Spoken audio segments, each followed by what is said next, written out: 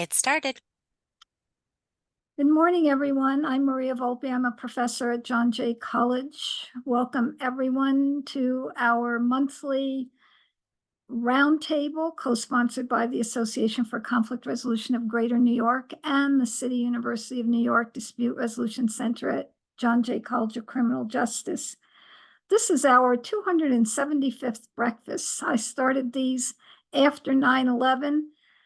We used to meet in person at John Jay until March 2020. Starting April 2020, we've been meeting virtually. All of our sessions are recorded and they're posted on the ACR-GNY website, and Nikki will put that reference in the chat for you. We will also be posting them on the CUNY Dispute Resolution Center's website as soon as that is reconstructed. These breakfasts are made possible each month by a wonderful group of conveners, including Matthew Latimer, Nikki Borofsky, Chloe Choi, Sherston, Pugh, and I can't tell you how amazing it is to be able to work with individuals who can put these events together every month like clockwork. And each month we are so delighted to have with us our colleagues who join us as speakers to share the latest or the most relevant or timely or work that they're doing in this field. And this morning we are so grateful that Kay is up bright and early, a little earlier than it is in New York. She's in Iowa this morning, based on what she has posted. So it's an hour earlier than it is here in New York. Thank you so much, Kay, for being with us and for being one of the true pioneers of the work in this field.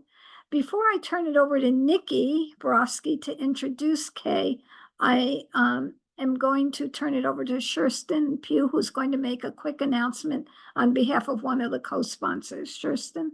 Yes, thank you so much, Maria, and thank you all for joining us this morning or afternoon or evening or early morning, wherever you are. My name is Sherston Pugh. I am one of the board members of the ACR-GNY, and I am inviting you all. Hopefully you've already heard about it, but we have our annual conference coming up from June 4th through 7th. It is virtual, so we hope you can log in. And right now we have our early bird discount that's available through May 6th. And I just wanted to share with you, we have a really robust program of practitioners from all over the world, as well as a lot of student representation. So we're really excited for all of the different viewpoints, the multi-generational component of this conference as well. So we hope you can join us. I'm going to put the link in the chat shortly, but thank you again and hope to see you there.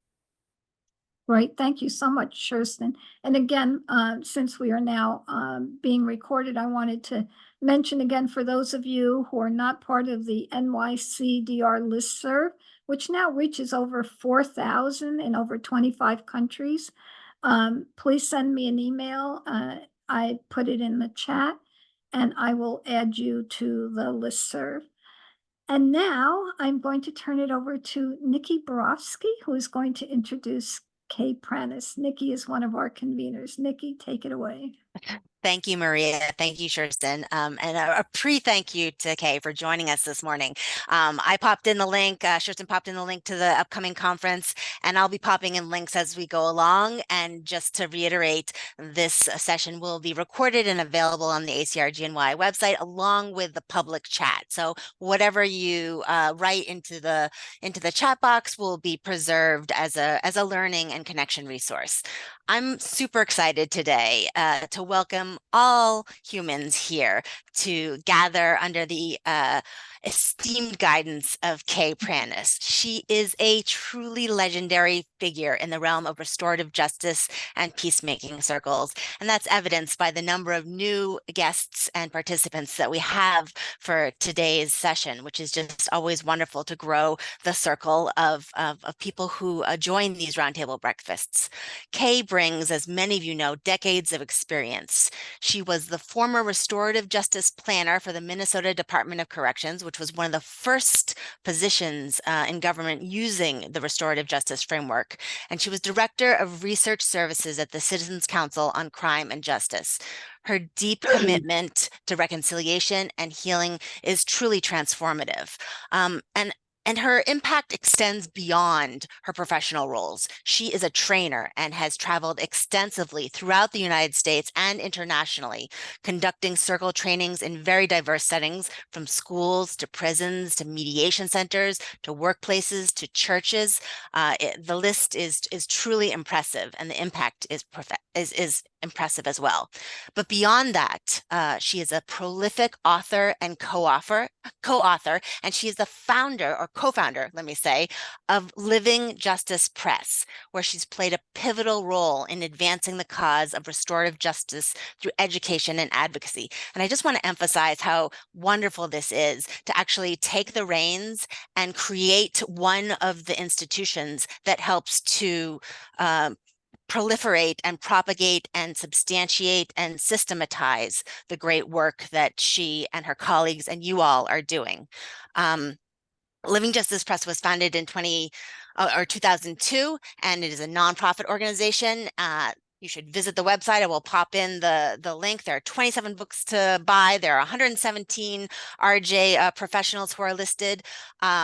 Kay's books include Peacemaking Circles from Conflict to Community, Circle Forward, Building a Restorative School Community, The Little Book of Circle Processes, A New Old Approach to Peacemaking, The Heart of Hope, a guide for using peacemaking circles to develop emotional literacy, promote healing, and build healthy relationships. And that's just a slice of everything that she's done. I first came into direct contact back in the day when that happened more often, in 2019, when Kay received the 2019 ADR Achievement Award from the Association for Conflict Resolution of Greater New York chapter, which is the virtual conference now that Kirsten just spoke of. So there's a history of having great speakers at that. And today we all have the pleasure of listening to Kay. She guides us through conversation on keys to peace building in the circle process. So thank you so much. Even though I've said a lot, I've just barely scratched the surface of everything that you have done. We're eager to learn from you, and thank you so much. Join me in welcoming Kay. Can I just add one more acknowledgement? I want to acknowledge this morning Jasmine Saracen, who's been helping us this morning to facilitate. So thank you for being part of our team this morning, Jasmine, one of my former students. And now, yes, welcome, Kay. So thank you very much. That is not the short bio that I sent to be used. Yeah. You know, I haven't written a thing that wasn't initiated by someone else. And so it's important to understand that I've ended up with a significant role, but not because I figured that out or initiated that. It was the journey has been one where I've been responsive to requests to a large degree. Every single thing that I've written was a result of somebody asking me to write, and I have trouble saying no. And so I say yes, and then I have a deadline looming and I have to produce something. But there's nothing out there that I can think of that I actually initiated myself to write. So I'm grateful for the people that have asked me to write things, because it has resulted in work that I feel good about. But not because I figured that out or that I initiated it. In that sense, I'm not what you picture as a leader. I'm more of a follower, following the things that people ask me to do. So thank you for inviting me to be here. Thank you to all of you for taking the time to be here. I'm honored by the invitation to share my thoughts and to explore this topic with you.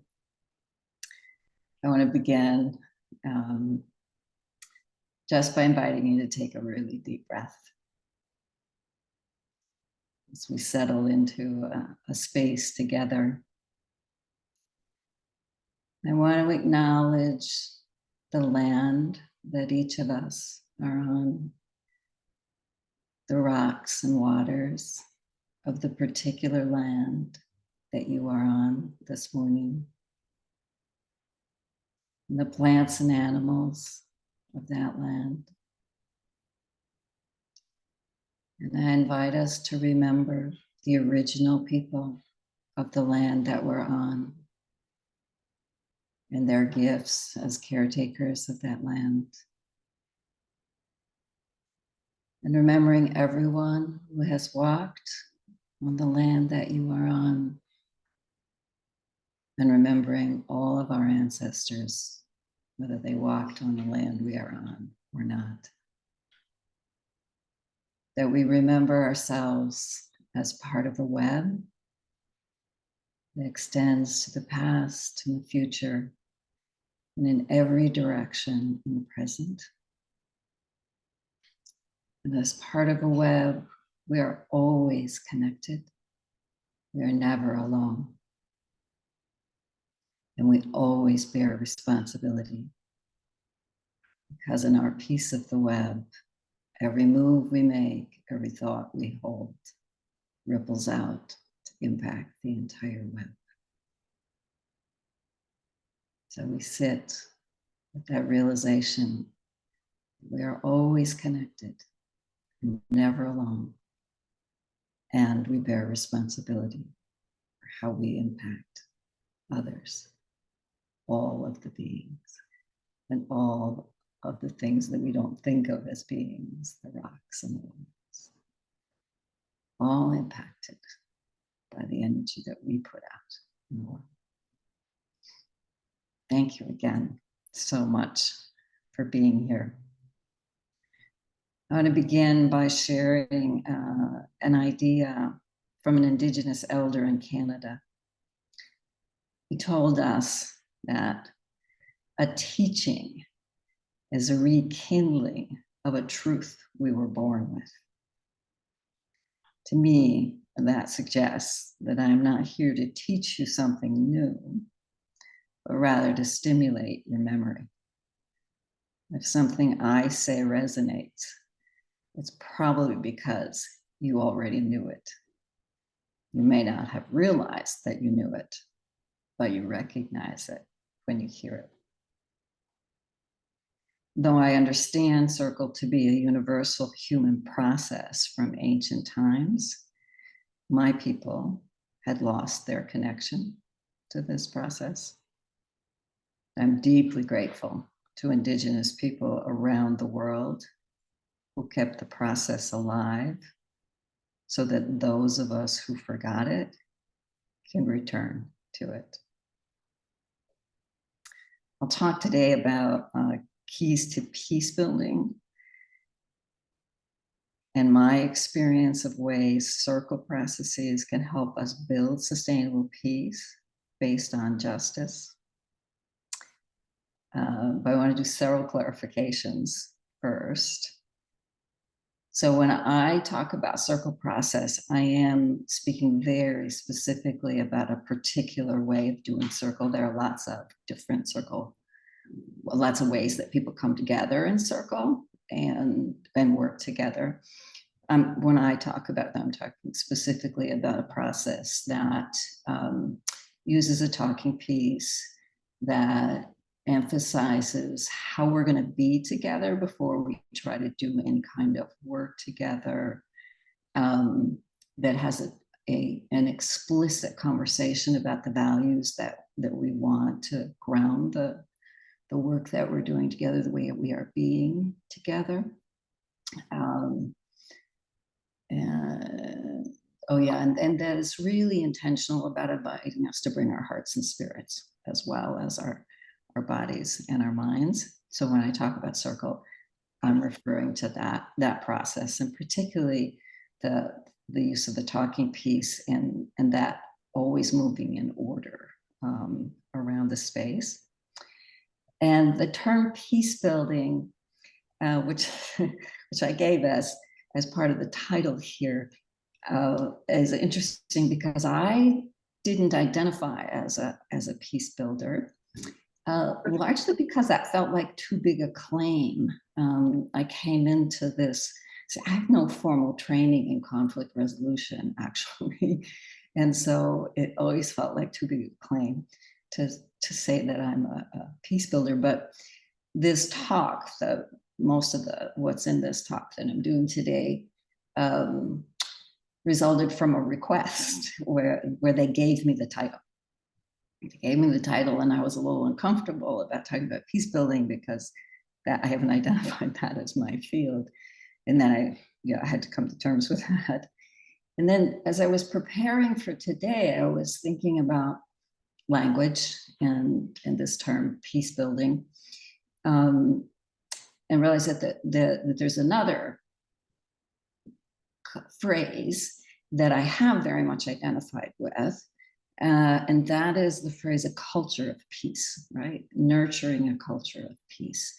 And I came to that through my work in Brazil, and it actually gave me when I worked in Brazil, there was 2010 was the first year that I went there. And there was a lot of conversation in Brazil about a culture of peace. And I found that interesting. And I thought, well, we don't talk about a culture of peace in the US. That's just not a common phrase, even in the conflict resolution field, based on my exposure to it, and not in the restorative justice field, which was where I placed myself. And then it occurred to me that we don't talk about a culture of peace because we think we are a culture of peace. We would, as a general thing, call ourselves a society that is a peaceful society, not a warmongering society. And that is so far from the reality. And so I found it interesting to think about this idea of a culture of peace. And so I do, and then I could kind of bring those two things together, that peace building is really about creating this culture of peace. I want to clarify my understanding of the connection between social justice and peace building, because I don't want to talk about peace building without it being connected to social justice. There can be no peace without justice has been a common phrase in social justice movements in the US. That is, it is not real peace if it does not embody the principles of social justice. So I'm going to be using the language of peace building here, but with the assumption that meaningful, sustainable peace building promotes social justice and is inseparable from social justice. So in that request, a little over a year ago, for a webinar I was doing for some folks in Mexico, they had asked me to, oh no, actually I was live. Yes, I was able to be back, and that's quite rare. This one was in person. They had asked me to talk about keys to peace building. So I thought about, what does peace building require? These are the ideas that came for me. Peace building requires, first, redistribution of power. Peace is not possible without justice. Justice is right relationship. Right relationship requires fluidity of power and requires that power must be relatively evenly distributed over time and space. Second, peace building requires that everyone is held in dignity. Peace is not possible if anyone is held as less than. If anyone is less than, it's not peace and it's not justice. Third, peace building requires engagement of the whole human being. If our minds come to peace with one another, but our hearts and spirits do not come to peace with one another, it is not peace. Fourth, peace building requires transformation of fundamental assumptions about human nature and the nature of the universe. Peace is rooted in an understanding of interconnectedness, that whatever happens to you happens to me as well. Fifth, starting with self. Peace is not created by words or mandates or powerful people. It is enacted in our daily lives, those whose lives we touch, and it becomes reflected in the world around us. Peace is not external to us. Six, balancing individual and collective needs. Peace requires that individuals pay attention to their impact on the collective, and that the collective pay attention to its impact on each individual. And balance is not a static state. A balance point is dynamic, is constantly moving, taking in new information, adjusting to that information.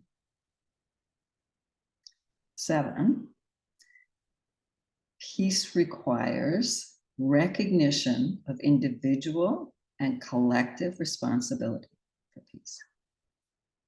Behavior is shaped both by individual choice and collective context and influence. How do individuals need to change to achieve peace? How does the collective need to change to achieve peace? What larger social forces shape individual behavior that interrupts the possibility of peace? And the 8th one that I came up with was that peace requires truth-telling. Peace requires an acknowledgement of truth about past actions and present conditions. Truth-telling is essential for healing from harms and losses. And that without that healing, there can't be peace. So those are the requirements that seemed to me for peace building. And then the question was, how can circles contribute to these keys to peace building? So looking at number 1, the redistribution of power. Circle process redistributes power. Right relationship is a relationship of equality, of non-domination, particularly related to power. Social justice requires that power not concentrate in any one place. Circle keeps power moving, most notably through the use of the talking piece, which invites every voice and makes space for every voice. Implicit in the use of the talking piece is the assumption that everyone has wisdom to offer and that no voice is more important than any other voice. Power moves around the circle with the talking piece. Circle strives for this relationship of equality and non-domination. So looking at the second one, everyone is held in dignity. Social justice requires that everyone be held in dignity. Otherwise, one form of repression is replaced by another. One of the greatest challenges of peace building is to hold everyone in dignity, because it requires that we hold in dignity people who have caused great harm and perhaps are unable to acknowledge that harm. Holding everyone in dignity does not excuse harmful behavior. We are faced with the paradox of trying to hold people in dignity at the same time that we engage deep truth-telling about the impact of their behavior. A friend of mine shared with me the idea that, quote, "It is only in an uncondemned space that anyone can change," unquote. This paradox is profound. Social justice begins with truth-telling about the current reality, which is rooted in truth-telling about the past. At the same time, we need uncondemned spaces in order to change behavior so that we can create a different future. Circle is such a space. We live in a cultural paradigm that relies heavily on condemnation to get people to do the right thing. We criticize people, we tell them they're bad, we ridicule them, we threaten harmful consequences, we tell them they are failures, we tell them they're not worthy of our respect, we humiliate them. Those are strategies of condemnation, and they are not effective strategies for building peace. Those strategies are rooted in negative energy and a negative view of human potential. They are, however, the predominant form of response to harm in our society. The circle, conducted properly, is an uncondemned space.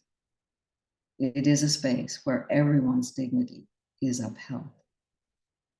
It is a space where every voice is honored and valued. It is a space that seeks to uncover the gifts of every person present. We do not ask those harmed to hold uncondemned space. It is the responsibility of the larger social structure, community or society, to hold uncondemned spaces for those who cause harm. Circles are designed to promote truth-telling by those harmed in a space that holds everyone, including those who caused the harm, in dignity. So the third key, engagement of the whole human being. Justice is not just an experience of the mind. It is an experience of the body, the heart, and the spirit as well. We need ways of coming together that welcome all parts of ourselves, that engage us mentally, physically, emotionally, and spiritually. Circle process supports engagement in all those dimensions. The problems we face as humanity are not primarily problems of analysis or cognitive knowledge. They are problems of relationship, which are rooted in our heart and spirit. The circle creates an environment in which we are more likely to expose the deep reality of our emotions and the ways that we make meaning in life. In sharing those perspectives, we have more opportunity for finding understanding and common ground, which makes it possible to move toward right relationship. The fourth key, the profound interconnectedness as the nature of the universe, suggests that our fates are intertwined. Ultimately, we cannot benefit from the harm to one another. Consequently, it is in our best interest to look out for the well-being of everyone and everything. Interconnectedness is an ancient understanding of indigenous peoples around the world, which Western science has recently discovered. Modern physics and modern biology assert that the universe is an interconnected web and that nothing exists except in relation to something else. Circles encourage this recognition of interconnectedness and thus of mutual responsibility through the physical form of the circle, the use of storytelling, and the weaving of energy by the talking piece. The fifth key, starting with the self, circle provides a space where we can work on ourselves at the same time that we work on collective well-being. Our inner journey and inner work are as important as our external journey and external work, because peace building involves a paradigm shift, a shift in fundamental assumptions. Without self-awareness, we will act automatically out of our social training and be stuck in the old paradigm. The only person we can control is ourselves. So we start there. We can, however, influence others. And by practicing these keys to peace building in our own relationships, we can influence others in that direction. The sixth key to peace building, balancing individual and collective needs. When participants feel safe enough to speak deep truth, circle makes visible both individual and collective needs. Because the power of voice is distributed around the circle and decisions are made by consensus, the circle as a whole has an increased capacity to find a healthy balance between individual and collective needs in a wide variety of situations. Seventh key, recognition of individual and collective responsibility for peace. An important contribution of the circle to larger social justice goals is the ability of circle to surface collective accountability as well as individual accountability. In the circle process, participants naturally begin to examine their own role in the situation or the role of key institutions. For instance, in formal criminal legal system processes, there is no place to ask the question, how do each of us or our collective institutions need to change so this harm does not happen again? This question often arises in a circle. And the eighth key was truth-telling. The structure of circle is deliberately designed to encourage authenticity, truth-telling by each participant. The use of the talking piece and the discussion of values emphasize the importance of each person's truth for the circle as a whole. These keys to peace building, these requirements for right relationships are organically embedded in the circle process. Every time we sit in circle, we are practicing the skills of right relationship, which are the foundation of justice, of peace, of convivencia, a term that I learned in Brazil, and then turns out that it's also in Spanish. And so in my work in Mexico and in Colombia, that term arose a lot, convivencia. Became for me an understanding. That's part of what helped me understand my own work, as I think of it as living well together. And I think that the circle is a process that can help us practice living well together. And we practice it in circle so that we can do it outside of circle. The goal of getting good at circle is not to get good at circle. It's to strengthen the muscles for convivencia so that we can live well together when we're not sitting in circle. So sitting in circle, we practice these keys to peace building so we can carry these keys to peace building to every part of our lives outside of circle. Now I have to jump to, yes, another section. So those keys to peace building are framed kind of at the community level, and it's about what we can do in this collective process. But in addition to developing our sort of collective capacity to be promoting peace, every time we sit in circle, we're practicing individual skills that nurture a culture of peace. So in circle, as individuals, we are practicing self-regulation without oppression, without being silenced.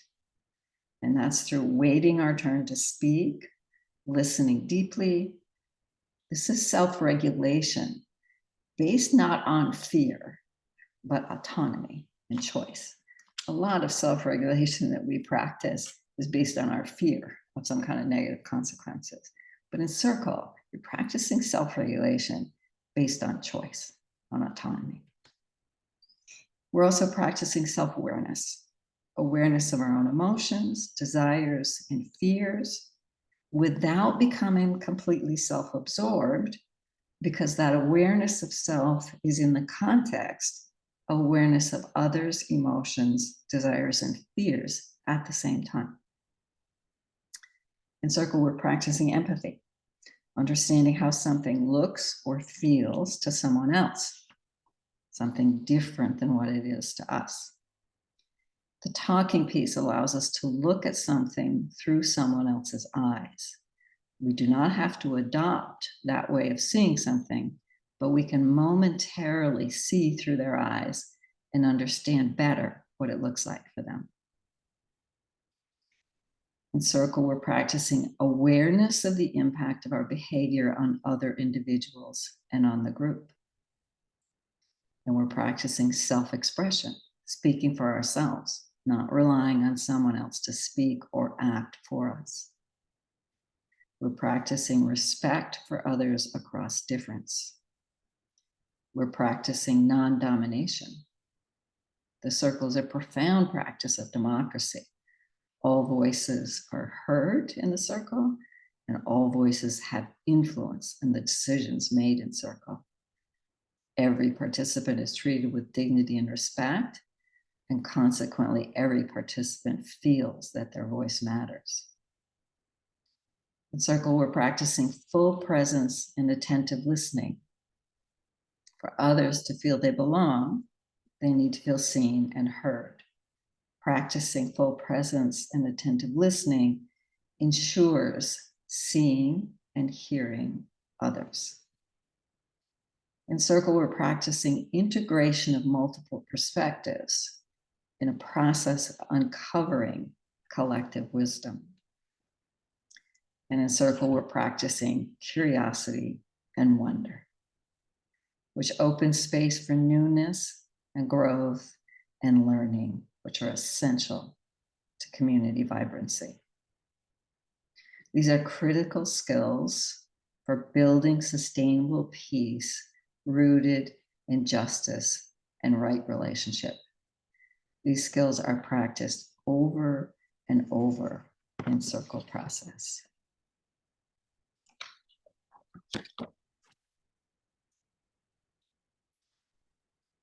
And then I want to talk more about changes in fundamental assumptions about human nature and the nature of the universe.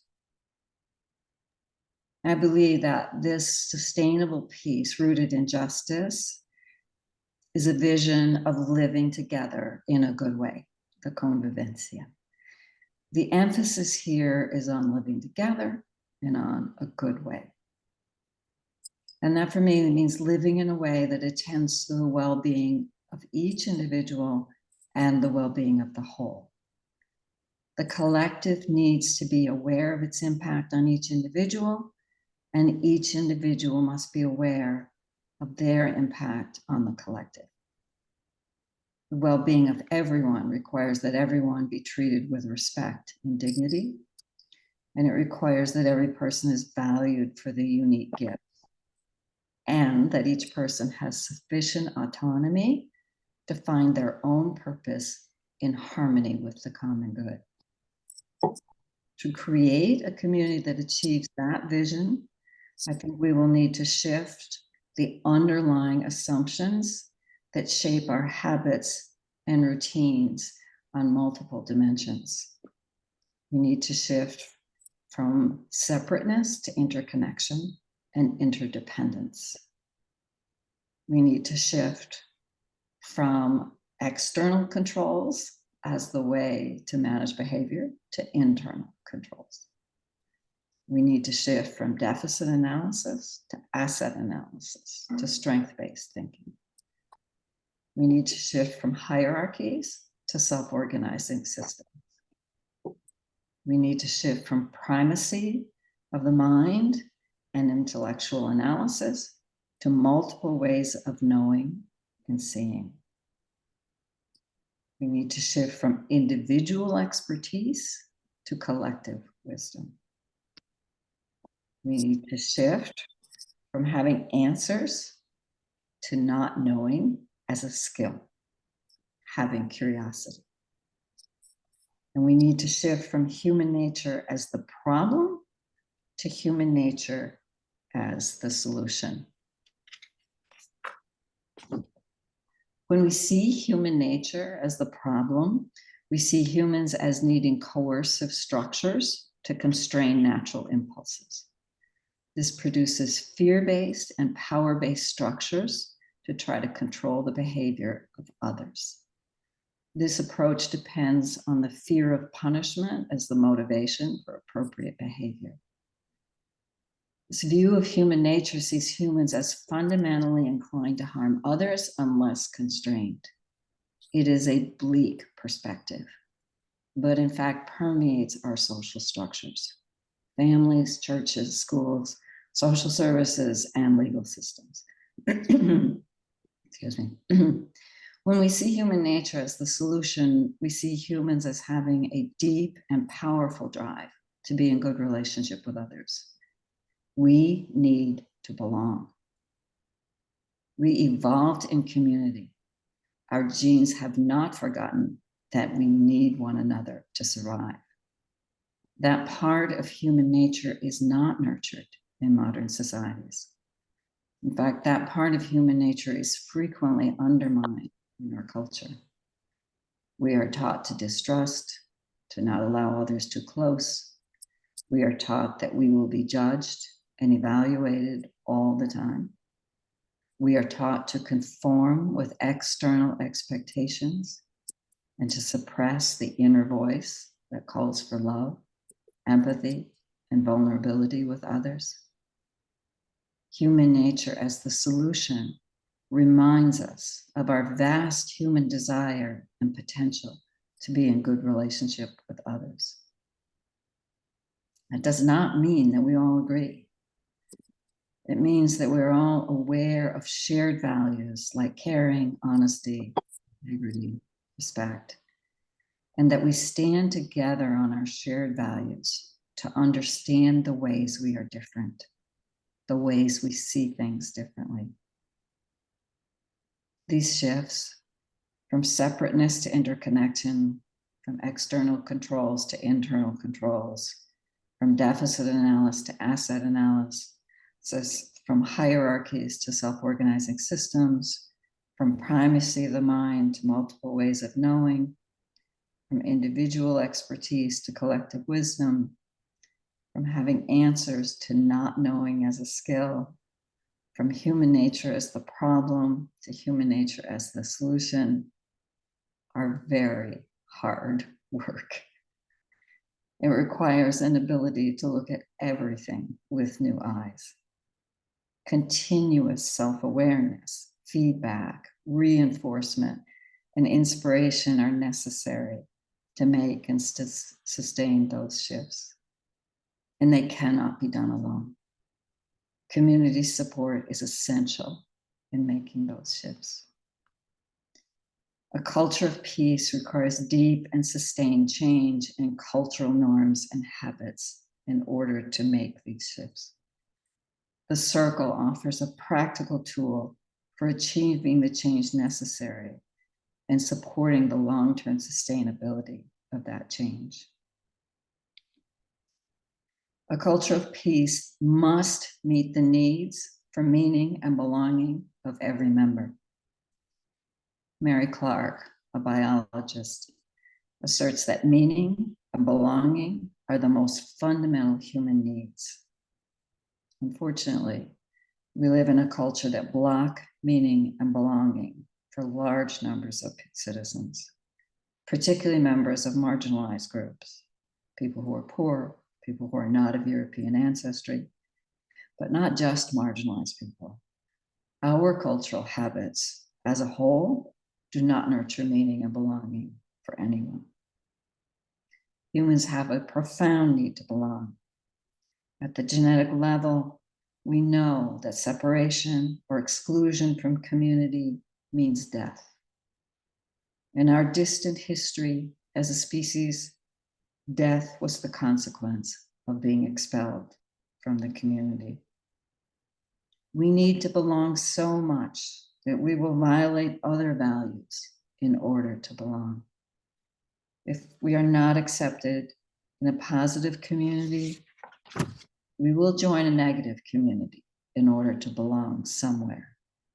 Gangs are a community that accepts people who are not allowed to belong in the mainstream society. In a culture of peace, everyone must feel they belong and are valued. The circle's process is structured to include all voices, treat everyone with dignity, and build connections among participants. The circle honors every participant as important to the well-being of the whole. Belonging is organic in the circle. The circle gives us a concrete process to begin shifting this culture from a culture of exclusion to one of belonging.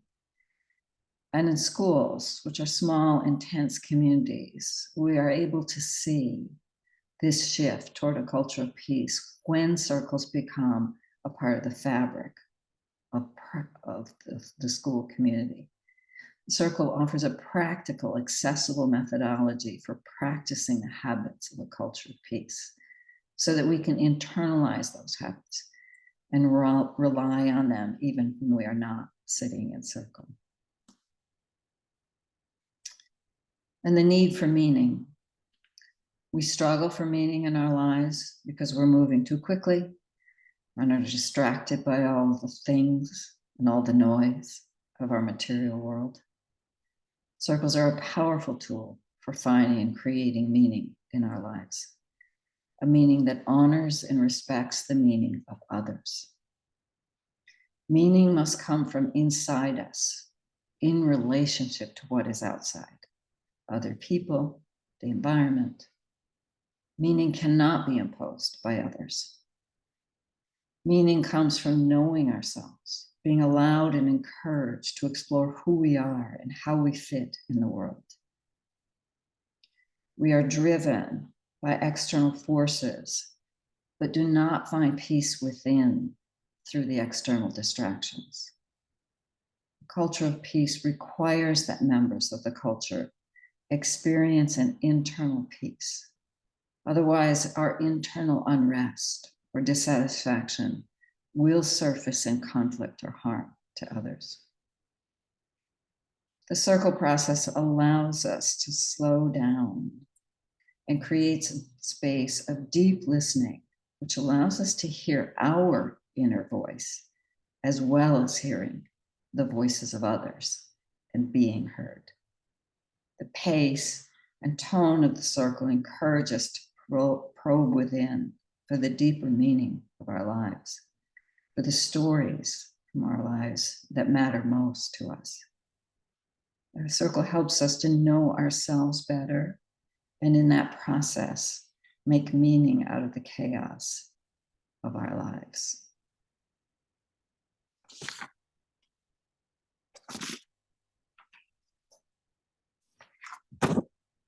My experience sitting in circle gives me hope that there is a positive way forward, even in the very fraught world that we're living in right now. Over and over in circle, I have seen people transcend hostility and polarization through experiencing their common humanity. From the deep sharing of individual stories, perspectives, and ideas, I've watched the emergence of collective wisdom, a wisdom greater than the wisdom of any individual in the group. The collective wisdom that emerges in circle is based on honoring the dignity of every participant and sharing power. The structure of the circle process limits the ability of anyone to dominate the dialogue. From so many years of training people in circle facilitation, I have learned a very important principle. In a process where everyone has voice, the group will not allow any one person to take over. The circle creates space for everyone to have a voice, and consequently is a powerful antidote to domination. Circle offers each participant an opportunity to experience positive personal power, which does not take power away from someone else. As the talking piece moves around the circle, the power moves around the circle, sharing the power.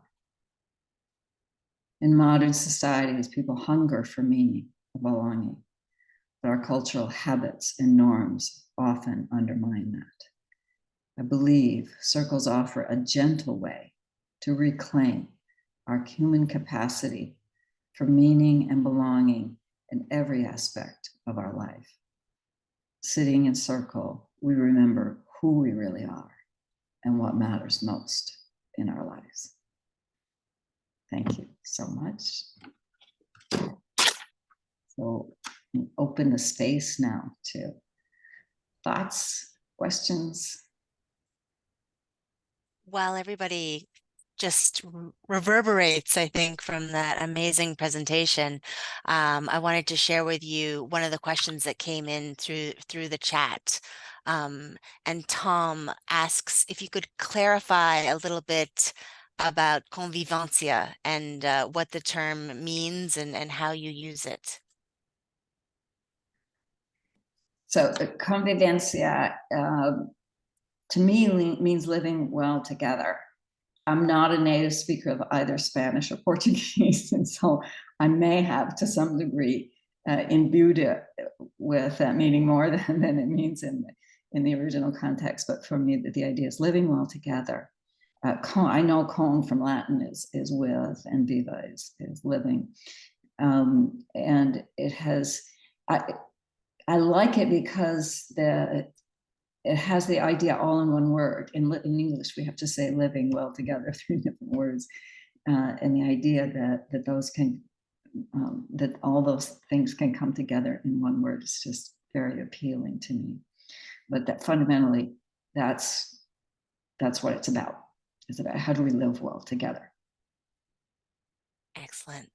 Thank you. Maria, shall we go to raised hands Yeah, first? absolutely, yeah. Jill, you are first up. Thanks. Hi. So thank you so much, Kay. You made it impossible for me to multitask right now.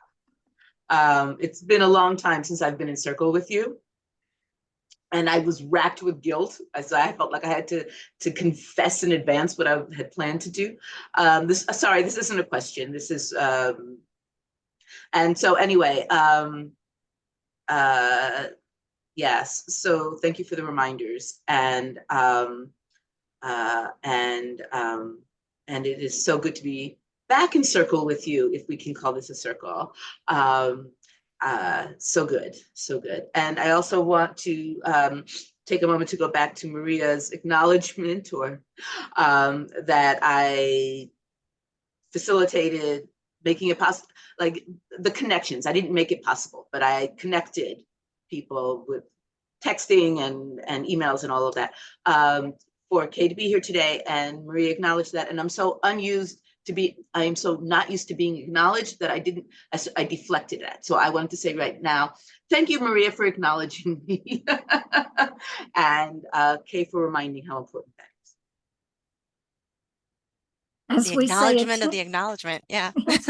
as we say, it takes a village. And, our larger dispute resolution world here really does rely on all of us to help us to put these breakfasts, or what we used to call breakfasts, our round table, together every month. So please send us your thoughts, suggestions for future events. Thanks again, Jill. Carlos, you are up next in the question line. So much. First and foremost, thank you. That was inspiring. It was transformational. I am so grateful to have been here. One of the themes that came up for me as you were speaking and sharing, and just sharing so much knowledge, is practice. You kept utilizing the word practice, and it's one of the struggles that I am coming across, as I am a citywide employee, so I work with all the schools across New York City, and a lot, I tend to think of restorative practices in a three-pillared approach, where it's theory, practice, so that then the justice can thrive.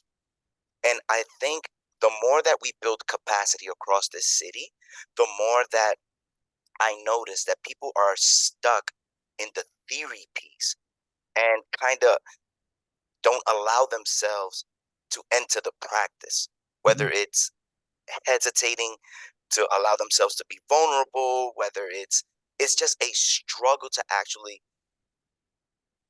have them engage. And that goes all across, all the way from the top to the bottom. I'm struggling with the practice piece. So I just wanted to see, what are your thoughts on that? Any way I can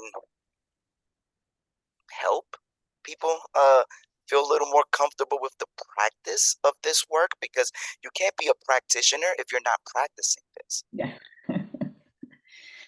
So there are a couple of things that come to mind. One is that you look for the easy ways to start. So when I learned Circle, and then I started figuring out, okay, every time I'm responsible for convening a group of people, I'm going to put them in Circle unless it's too many. So I had a statewide advisory committee. I was at the Department of Corrections and a statewide advisory committee. Okay, put them in Circle and we practice.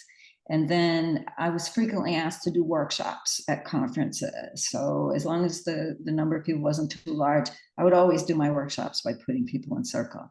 So you look for the easy places to start the practice for yourself, but also the experience for others.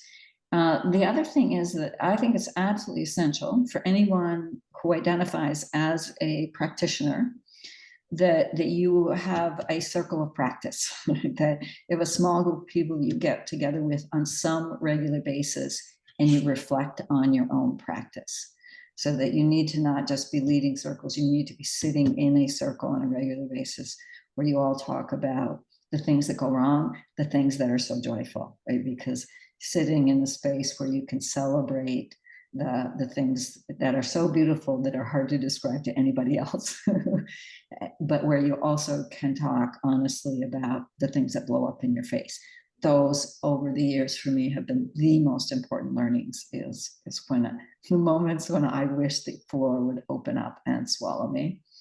And you need to be, so you need to practice with practitioners, and then you need to look for all the opportunities that might be right in front of you when people are already coming together and you put them in a circle instead of whatever other form you would normally use. Thank you so much. Thank you. But before we jump to the other raised hands, I just want to give voice to one of the questions from our participant who's not familiar with circles, just so that everybody's kind of brought up to speed a little bit. For those people who are totally new to circles, what are the basics? And you might be able to hit on the size parameters, and also any kind of lead up of discussing the goals and aims before you start a circle. Okay, so the circle is a dialogue process in which people sit in a circle of chairs with no tables. And often there's a center, which in some way will reflect things that are important to the group, or some important concepts underlying the purpose of the circle. And the dialogue is regulated by a talking piece, which is an object which is passed in order around the circle. And so everyone gets the opportunity to speak. There's no obligation to speak. You can pass without speaking, but the talking piece will always come to you so that you have the opportunity to speak without having to assert yourself to claim space. One of the most important characteristics of the process is that it begins in a very intentional way, which we refer to as opening ceremony, to help people move into this space together, because it's going to be a slower pace. The dialogue is going to be more intentional about talking about how we're going to be together before we do any work together. So it's characteristic of circle that whatever the purpose of the circle, before we get into the purpose, we spend time talking about how we're going to be together, how are we going to treat each other, with a conversation about values, about what are the agreements we make about how we treat each other, and typically a little bit of storytelling that's helping us to know each other more than just the single dimension of our purpose. So those are all characteristics of the process. And the circle is deliberate in saying that you get to bring who you are in all of your dimensions. So it's okay for people to bring their sense of spirituality in the circle. They don't get to assume the truth for anyone else around spirituality. So nothing is imposed on anyone else, but people are not denied the ability to speak to how they make meaning out of life. Process is used for community building, it's used for healing, it's used as a pedagogical tool, it's used for conflict resolution, it's used for problem solving or decision making in a group, and for having really difficult conversations where we normally really have difficulty listening to one another because our differences feel so great. The process helps build a structure that allows a deeper kind of listening. That's the circle. Thank you. I want to say, yes, that it's rooted in very ancient ways of people coming together. So this kind of technique was still practiced by indigenous people in some places around the world. And it's also informed by modern understandings about living in complex multicultural societies, around incorporating individual needs. And so it's a mixture of very, very ancient understandings about the nature of the universe and how to come together, but also adapted for the very complex world that we live in. Okay, as I pass the virtual talking piece to Colonel Pratt, I just wanted to ask you quickly, the question came up, can you do a virtual circle or does it need to be in person? And then after you answer, Colonel, you can ask your question. Absolutely, you can do virtual circle. I'm not a tech person. You notice I didn't have any slides for you. And I never had any interest in doing circles online until March 2020, and I was asked to do support circles online because people in the field were so distressed. And I discovered, to my surprise, that it was more effective than I ever dreamed. I still like in person better, but I found that strangers could create really deep connections in virtual circles. So yes, it's very much now a part of our practice of circle. Thank you. Colonel? Thank you so much for just being you. I'm a graduate of the Jimmy and Rosalind Carter School for Peace at George Mason University, and your work is like central to my understanding of how we go about the work of resolving conflict. But my question is, I actually have two questions, both of which that are very complicated, but I'll try to put it in a nutshell. First, from your experience, how do we move people from a perspective of like punitive and revenge-focused justice to one that's actually restorative and allows community to heal and rebuild and thrive?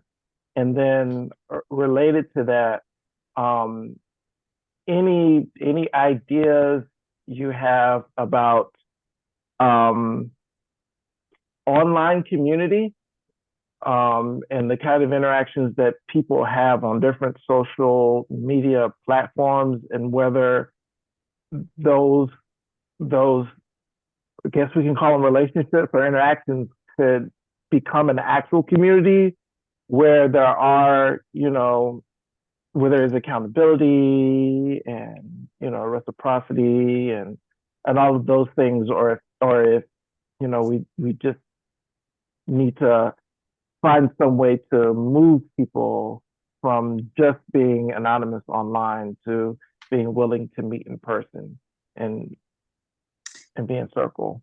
Okay, so the moving people from sort of the punitive attitude to something more restorative.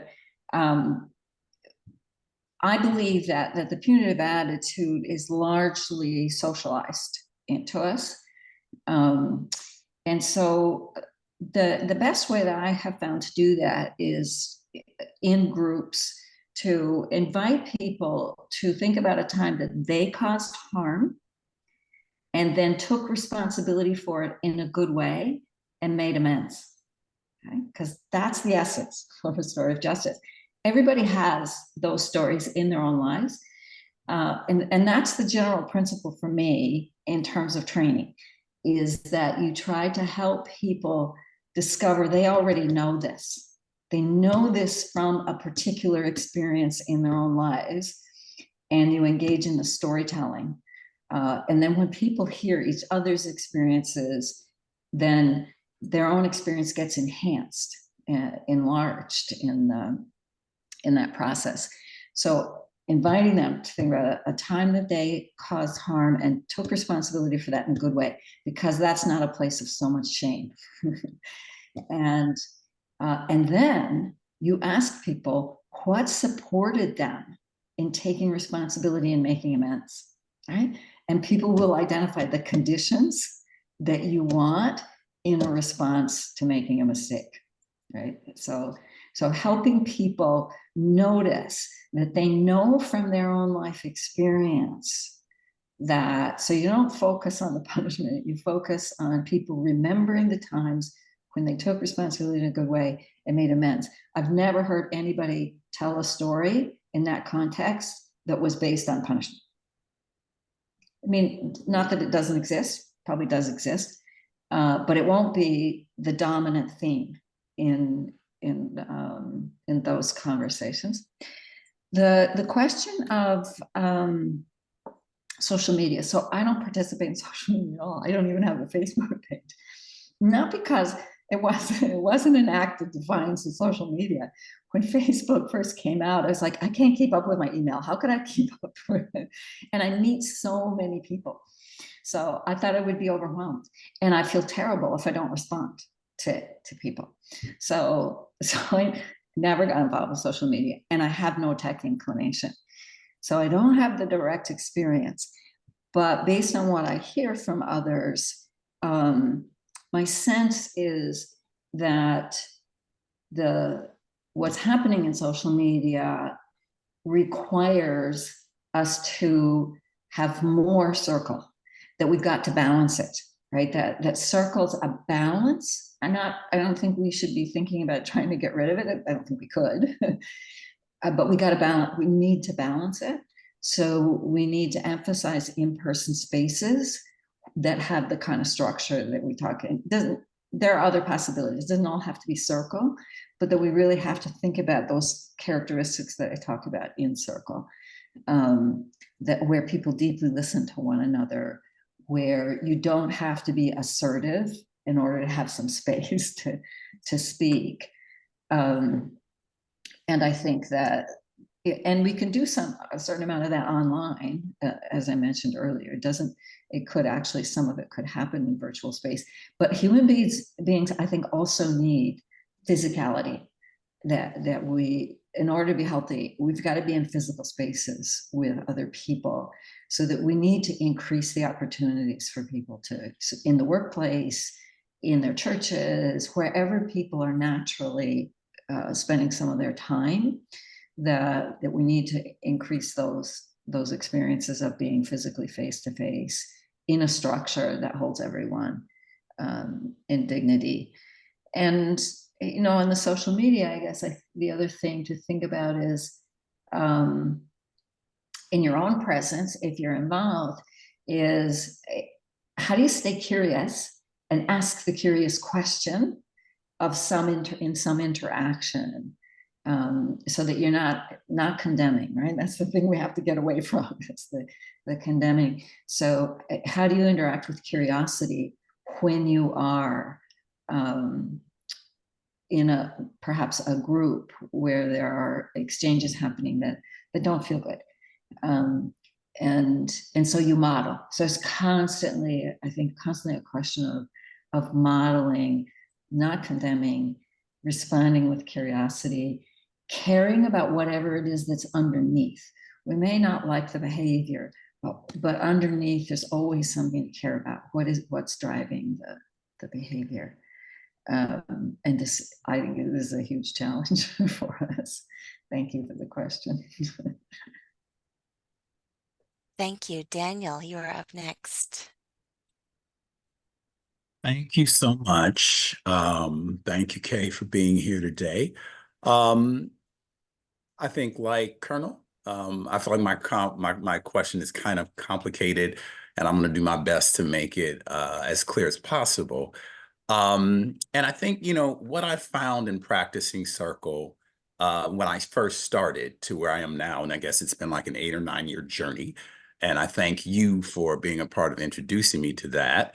But I felt like I began to understand that by simply sitting in circle and using a talking piece doesn't eliminate power dynamics, right? That I needed to really start naming, right, that we are all socialized or conditioned into power, in different ways, that really needed to be consciously named in that space, right? And so I'm putting this out here because, one, it's not something that I feel that sometimes people aren't comfortable with that, right? Because there are lots of ways that power is hidden, right? Or we don't talk about power in terms of race and gender and all sorts of things. So I guess my question is that something that you name in your work? And as practitioners, is that something that I feel like should be more, just more acknowledged a lot more, to bring greater awareness to how we all sit, right, in this social system? Yeah. Absolutely. And that has grown over the years. That's evolved in my own awareness. So in training now, I very typically talk about the importance of conversations about power.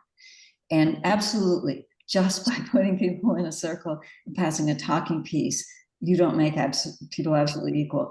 You mitigate some of the power differences, but you don't make people absolutely equal just with those structural pieces. And the goal of circle is ultimately to get there, but it's a lot of work and you have to talk about it. So what I talk about is that power is operating all the time. It's an up-down relationship and it's largely unexamined. A great deal of harm happens when the person who holds power, their power is operating and they don't even know it, right? They don't recognize it. The person who's down, it's not safe for them to say, your power is actually harming me. And this person didn't even think they were using their power in that particular moment. So I think that we need a lot of conscious conversations about power. We need to be examining how it works, and that, so it can be tricky to have that conversation. So you can start in a place where you're not necessarily focusing on the current situation. You can start by talking about power in more general ways. You can say that, all right, there's this up-down relationship. And when you're up, you can be blind to when your power is operating. The person who's down understands everything about how that power operates.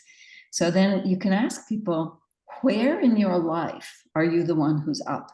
Because we all have those places. Maybe it's with siblings, maybe it's with our children, but we all have places where we're the one who's up and our power may be in.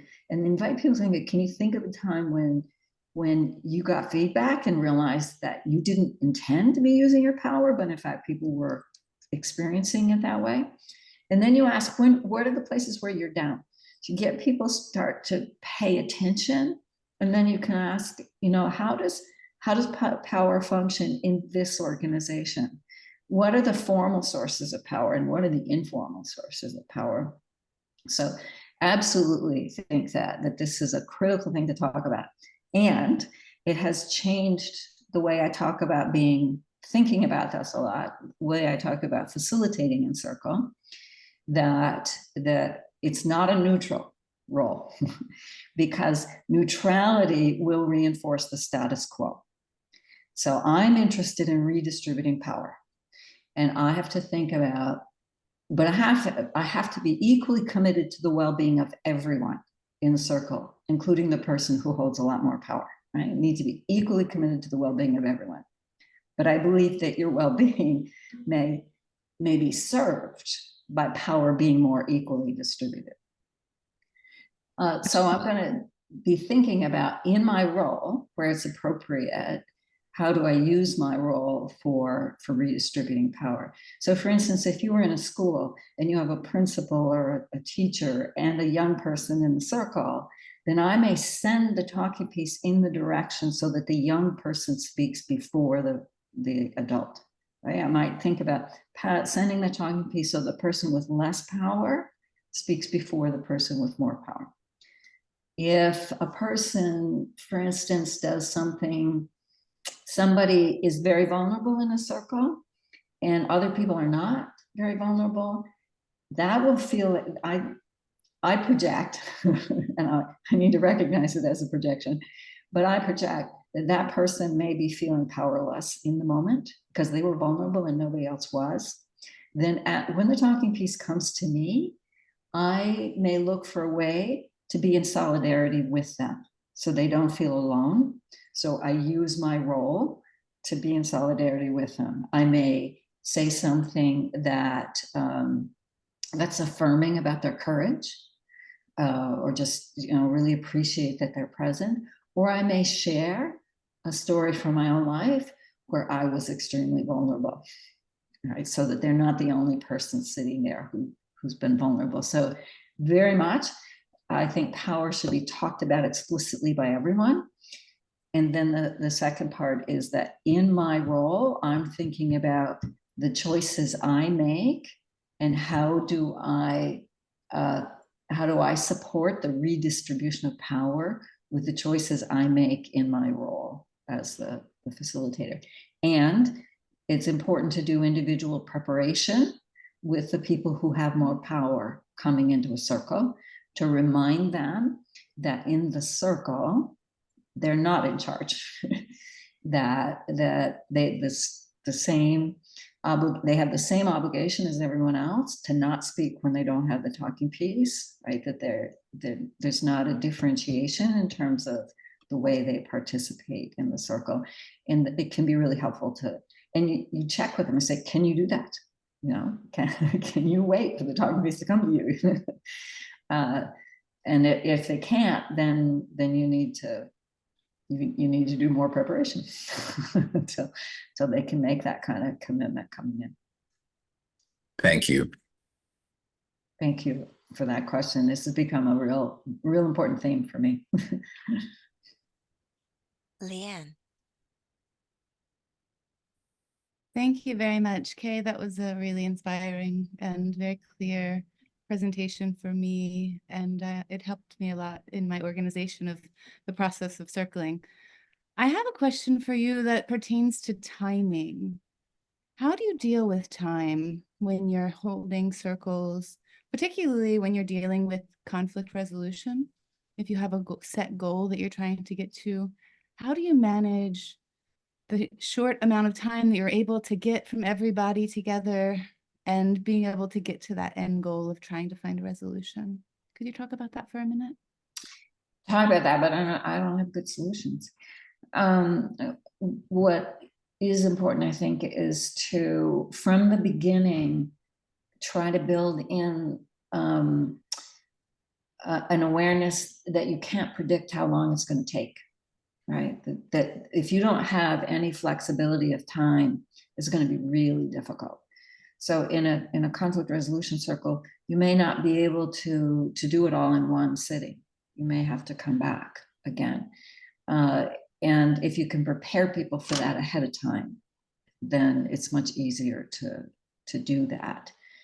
I think for instance, with decision makers, we need to have more conversations to help people recognize how much time is lost if we don't spend more time now on resolving, particularly in chronic situations, that you help people pay attention to the idea that if you do it properly now, which will take more time, you will save so much time later.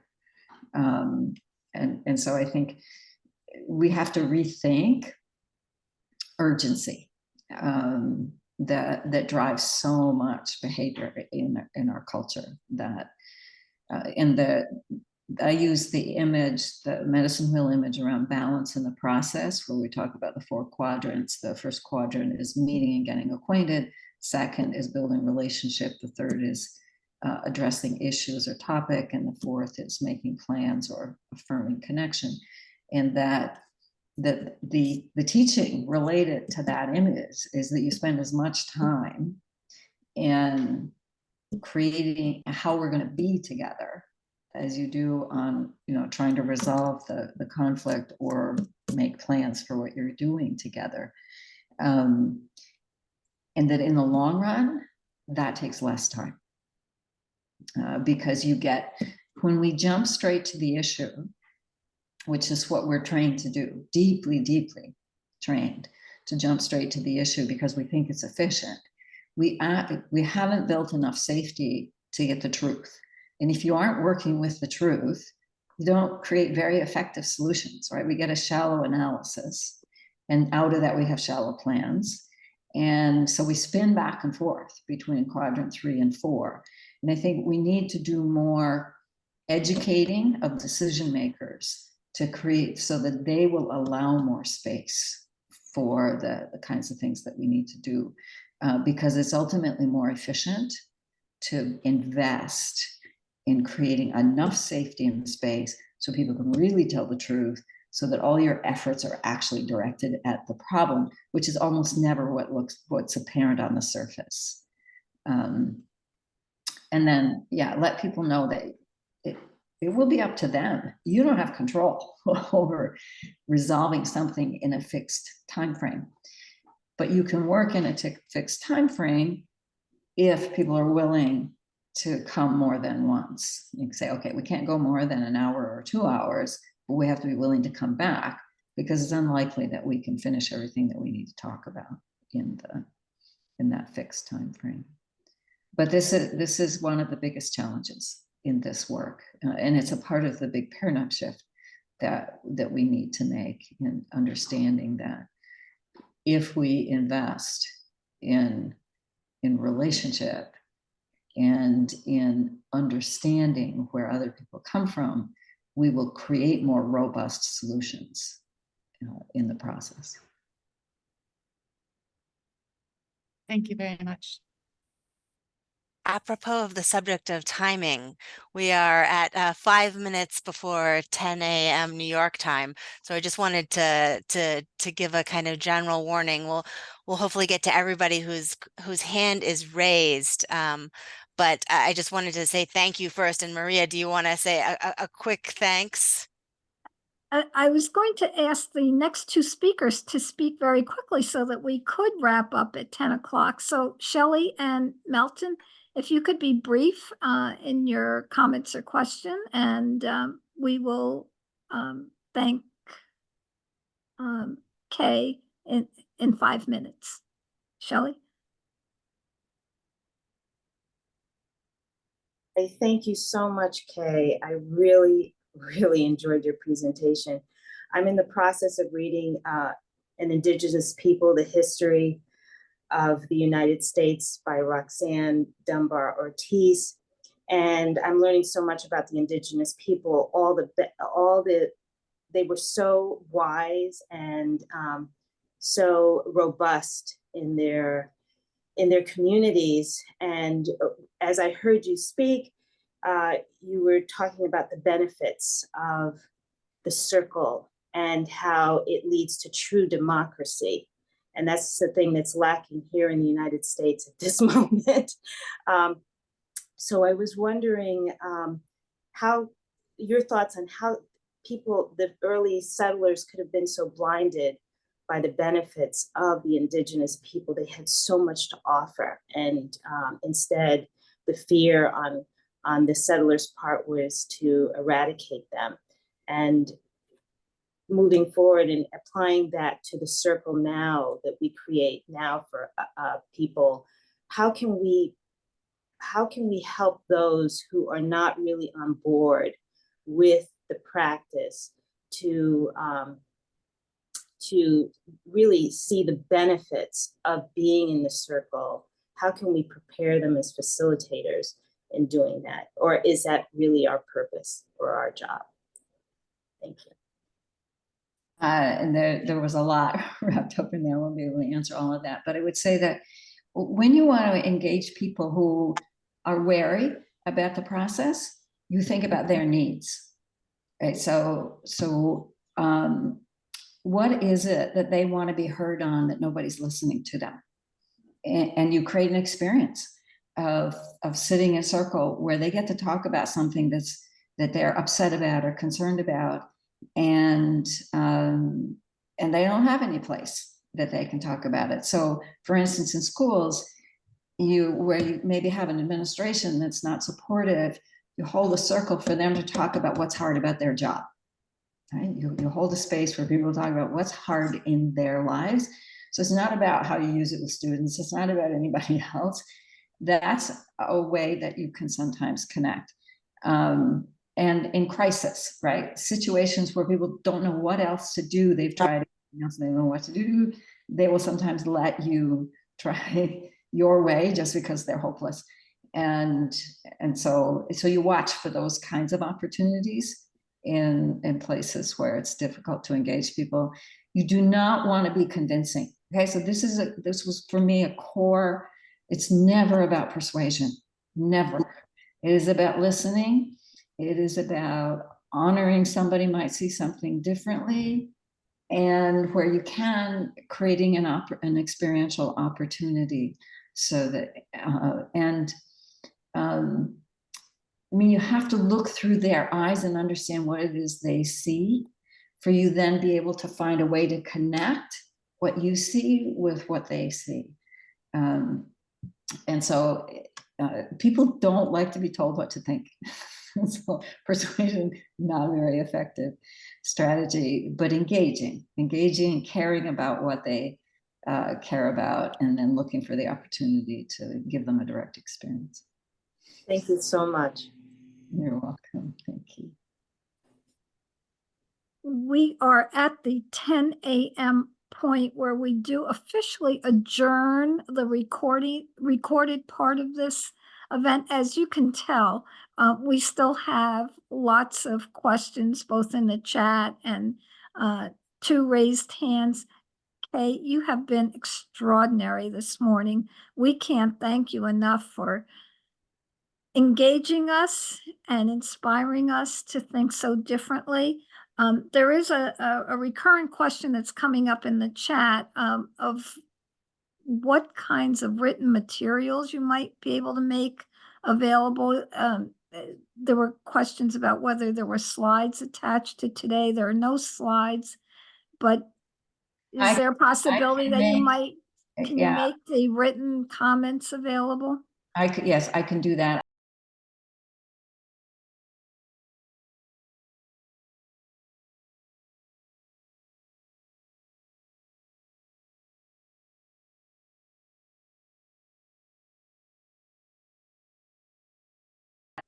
Available for people. Yes, I'm always happy to share anything that I've written.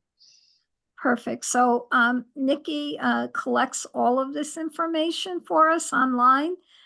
We will make sure that Nikki gets everything, including the video, and the written comments, and the chat will all be included in the online posting. With that, thank you so much. Nikki, if you could stop the recording. Kay, can you hang around for another 10 minutes or so? Yeah, for a couple of minutes. Okay, so everyone, please be brief